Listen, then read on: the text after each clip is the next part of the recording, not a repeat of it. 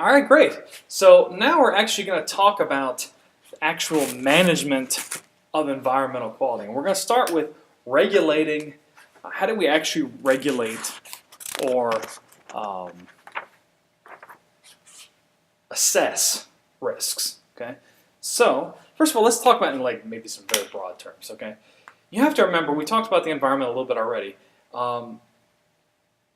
as I mentioned also during our government chapter, the overwhelming majority of costs and benefits produced by federal regulation have something to do with the environment. The EPA, the Environmental Protection Agency, is the largest of the federal organizations. Okay, for every dollar spent on regulating the environment, you figure on getting some sort of a benefit that ranges between $3.15 and $19.07.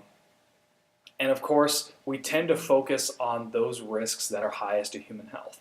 Now, those two statements that I just made about $3.15 to $19.07 in benefits, and we focus on risks that are highest to human health, has all sorts of implications. You have to ask yourself, well, wait a second. It's between $3.15 and $19.07? How do you calculate that? And how do we know what's the highest risk to human health? Well, that's what we're going to talk about in this chapter. Okay. So first of all, let's talk about risk assessment and risk management. And you know what? I'm going to put one of each of these on this board, and that'll help keep everything straight. Put that camera angle's okay.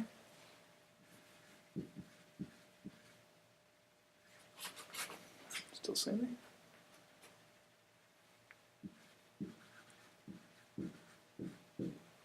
Okay. And risk management.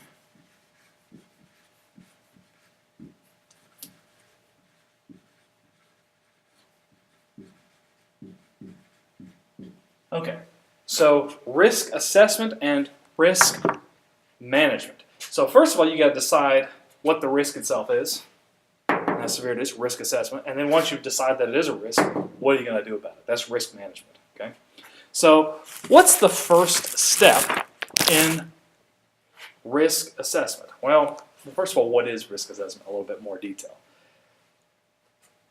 Risk assessment is what I call the pseudo-scientific process that leads us to an objective, quantitative measure of risk posed by any substance. Again, we know so little about the human body. So why do we even try to objectify or quantify these kinds of measures? Again, you have to remember the people that you may be working for probably have more of a quantitative background. This is a way of translating an emotional appeal of human health into hard numbers. Okay? Hard numbers that people can understand and translate universally. Okay, that's what we're doing. Taking something that's actually kind of qualitative and then translating to something that's very quantitative. Okay? How do you measure quality of life? Truly quantitatively, you can't exactly. It's more of a qualitative measurement. But we're going to try to make it quantitative through pseudoscientific measurements. Now the EPA have, of course, a wide variety of techniques that they use, and they typically tend to overstate risks to err on the side of human safety. So that's a good thing. Good for society, although bad for business because that made this more expensive. So first of all, what's the first step in risk assessment? Well, first of all, there's the hazard assessment. Let me get a different color pen here. Okay, hazard assessment.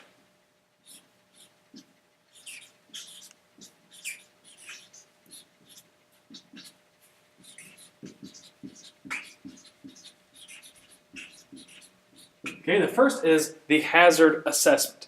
And that basically says, is there a link between this substance and human disease or not? Okay, is there a link actually between the two of them?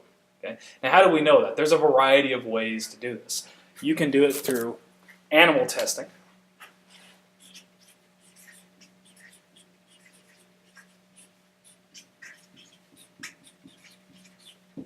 Okay, animal testing. So think about like Johnson's baby shampoo. I know like when I was a kid growing up, they'd say, well, don't worry, the shampoo is not harmful to your eyes if you get it in your eyes in the shower, the shampoo, because we put it on bunny rabbits' eyes. and it didn't harm bunny rabbits. Well, first of all, people and bunny rabbits have very different eyes, so I'm not sure that that's always the best comparison. And second of all, there's a question of ethics. Is it ethical to use animals as experimental subjects when they obviously can't establish consent or anything like that? So is that even an appropriate thing to do morally? And of course, you may also know that they use chimpanzees a lot for animal testing, but again, a chimpanzee is not a person. So if you want to throw the ethical argument out the window that you should not test products on chimpanzees, again, there's also the scientific side. How analogous is chimpanzee physiology to that of a human? It's kind of a flawed method. Then, of course, be right back.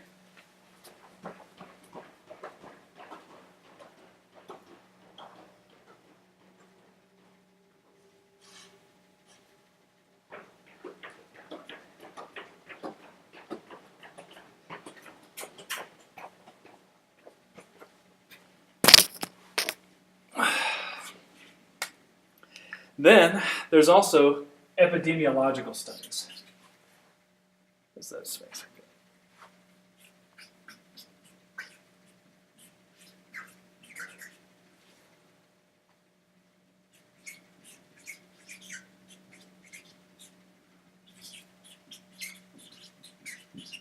So epidemiological studies measure real human illness. Okay, so you can look at a certain city like Commerce, California. You can say, well, we know that this amount of people in Commerce, California died of cancer.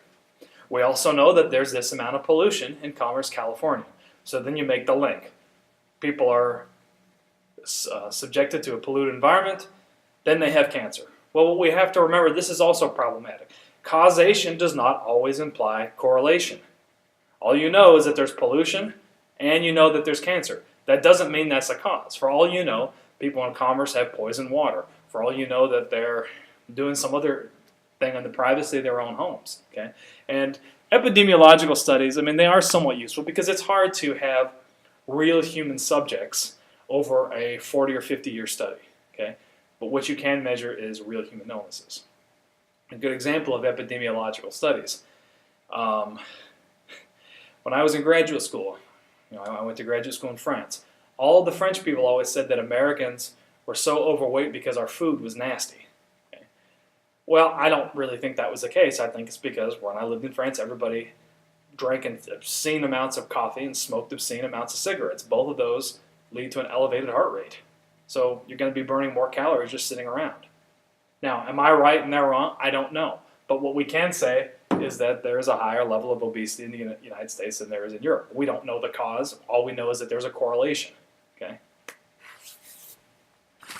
That's the hazard assessment. Then we also have the dose-response assessment.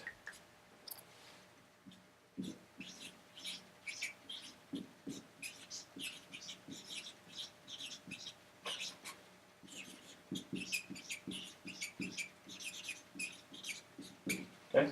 Dose-response assessment. And that, you have to remember, the human body is quite resilient, and we can absorb a certain amount of toxins, and our body can kind of regulate itself and handle a certain amount. So a dose response says, it's a quantitative measure basically saying, at what level of exposure to a certain substance does it become toxic to humans or animals? And so what they do is they use kind of an extrapolation method. They overexpose test subjects to a substance, look at the fact that they're getting sick, and then they kind of go backwards and say, well, this is about the safe amount. Now, what's the problem with the dose response assessment? Well, everybody's body is different. Okay? Let's use the example of sun. Okay? We know that being out in the sunshine too much can cause skin cancer. But how much exactly is too much? Well, I know that if I'm in the bright sun for too much, I could sunburn and all sorts of nasty things. 15, 20 minutes is enough to burn me to a crisp. For most people, they're not going to get burned that easily. Okay, so again, this dose-response assessment is somewhat problematic. And again, you also have to remember the problem with a linear dose-response rate, and I should probably put that down here.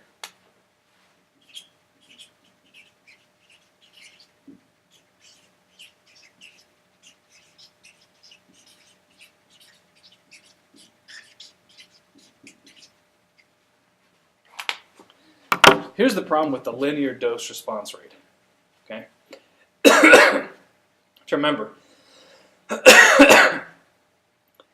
being exposed to small amounts of a toxin probably isn't that bad for you. But are you going to get 100 times sicker if you're exposed to exactly 100 times the amount of that toxin?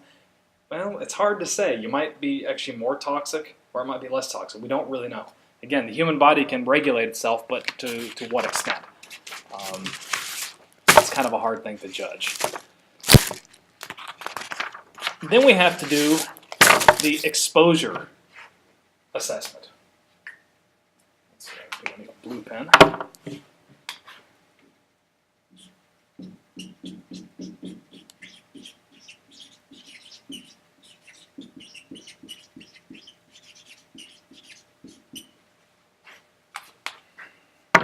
Okay, the exposure assessment basically says, okay, we know that this is toxic to people, but based on the ways that they would be exposed to it, how toxic is it? Okay, there are certain toxins that are very dangerous, but if you're not going to swallow them, you're not going to touch them. What's the point? So again, it looks at how much humans can absorb of a certain toxin through inhalation, ingestion, skin absorption. Okay, again, some things are actually not all that dangerous because they don't really get into our bodies that easily. Okay, that's why the exposure assessment comes into play. In your workplace activities, looking at an exposure assessment. Well, if you wear like a face mask, maybe you wouldn't breathe in asbestos, for example.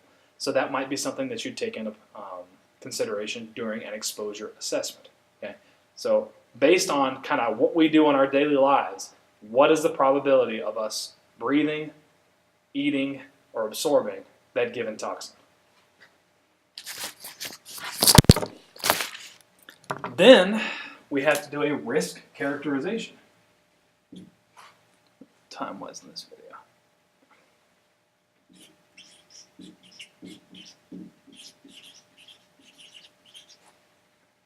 Is it visible? Okay.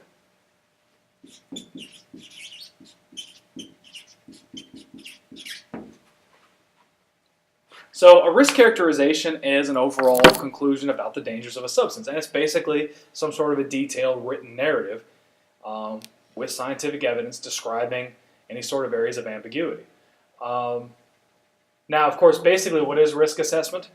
Well, risk assessment is basically taking all these variables that you've come up with here, and then you're just basically doing the scenario building exercise. Okay, that's all risk characterization is, building a scenario based on the variables, key and pivots, that you've picked up from your hazard, dose, and exposure assessments.